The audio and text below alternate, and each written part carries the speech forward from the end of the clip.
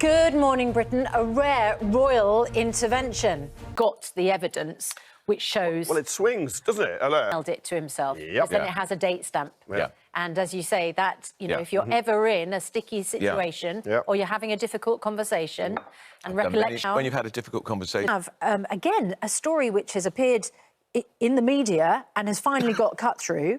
This is the story that your paper warned of dangerous failings at a prominent London airport, which potentially allowed thousands of passengers to evade passport controls. This is Home Office data which had been provided to the independent Chief Inspector of Borders, David Neal, which failed to check the occupants of hundreds of private jets arriving at just one airport, which meant gangsters, illegal immigrants, trafficking victims, even extremists, may have entered the UK without even rudimentary scrutiny.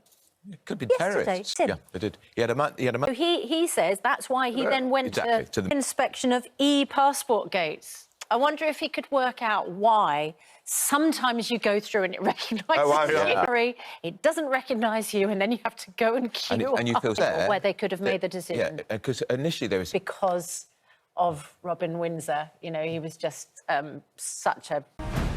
Good morning, Britain. It's 2 minutes past 6, and the papers are full of amazing tributes to the wonderful Robin Windsor, who yesterday morning on the show, which is of Robin in his absolute prime. You know, he loved dancing on Strictly, and as I said yesterday, you know, I fell in love with dancing. Raw and emotional. I think it was the best tribute of the day, but that's partly because it was just... Everybody who knew him paid just wonderful, wonderful tributes, you know, from Shirley Ballas and Arlene Phillips and Craig Revel-Horwood. And, you know, as I said, my heart goes out to everybody who loves Robin Windsor. It's just awful. It was awful news. And his family and friends and colleagues still reeling this morning, but wonderful tributes in the papers and online from everybody who loved him.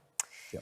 Right, 3 minutes past 6, our main news this morning. In an unprecedented move, the Prince of Wales is calling for an end to the fighting in Gaza, risking a diplomatic row with Israel. The Prince's careful, strongly worded statement drew comparisons with Sir Winston Churchill, saying, even in the darkest hour, we must not succumb to the counsel of despair. It's understood the government was briefed about his statement ahead of the Prince's visit to the British Red Cross charity in London.